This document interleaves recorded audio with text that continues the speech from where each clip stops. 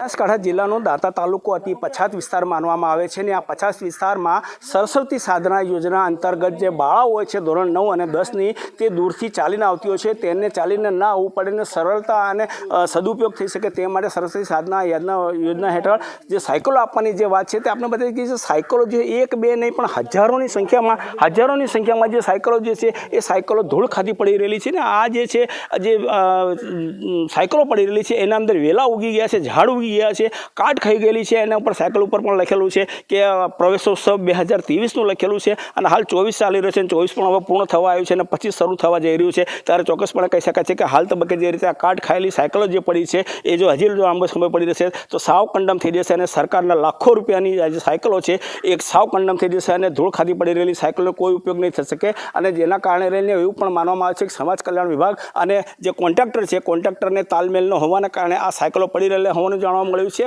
અને જે વહેલી તકે હજી સમય છે કે આ જો ઉપયોગ કરવામાં આવે તો કેટલીક જે બહેન દીકરીઓ જે છે એ દૂરથી ચાલીને આવતી હોય તેનો ઉપયોગ થઈ શકે એમ છે. ને જે વરસાદના પાણી જે આના ઉપર સાયકલ ઉપર ફરી વળ્યા છે એ ચોક્કસ વાત છે, પણ આ જે તંત્રના છે પેટનું પાણી કેમ નથી હલતું એક મોટો પ્રશ્ન આજે આ સાયકોલોજીને જોવા મળી રહ્યો છે. અહીં અમારા દાંતા મુકામે અહીં બનાસ વિકાસ જાગૃતિ મંડળ પુંજપુર સંચાલિત એક સર્વોદય બક્ષીપંચ કુમાર છાત્રાલય છે જે આપણે સર ભવાનીથી હાઈસ્કૂલ અંતર્ગત ચાલે છે. અહીં લગભગ છેલ્લા 6 કે 7મા મહિનાથી આ બધી સાયકલો પડી છે જે સરસ્વતી સાધના યોજના અંતર્ગત ધોરણ 9 અને 10ની બાળાઓને આલવામાં આવે છે. એની જાણ થતાં એવું જાણવા મળ્યું છે કે લગભગ ગુજરાતના બધા જ જિલ્લાઓમાં આ યોજના અંતર્ગત બધી સાયકલો વિતરણ કરી દેવામાં આવી છે સમાજ કલ્યાણ વિભાગ દ્વારા.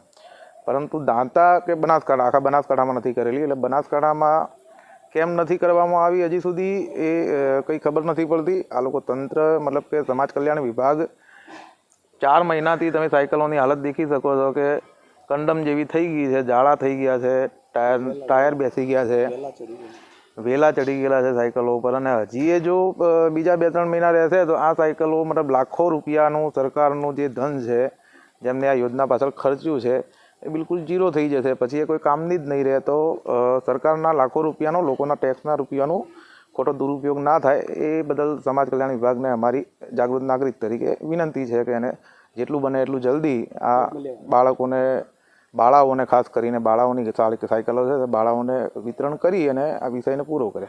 આ સાયકલો વિશે જે તે કોન્ટ્રાક્ટર હાથી વાત થઈ એ મુજબ મેં કીધું કે બધા ગુજરાતમાં બધા જિલ્લાઓમાં સાયકલો અપાઈ ગઈ છે, બનાસકાંઠા એકલું બાકી છે. ચૂંટણીના કારણે સાયકલો હમણાં સ્થગિત કરી દીધી છે લાંબા સમયથી પડેલી છે અને આ ગુજરાત સરકાર અને કંપનીના હાથી તાલમેલના કારણે આ સાયકલો પડી છે.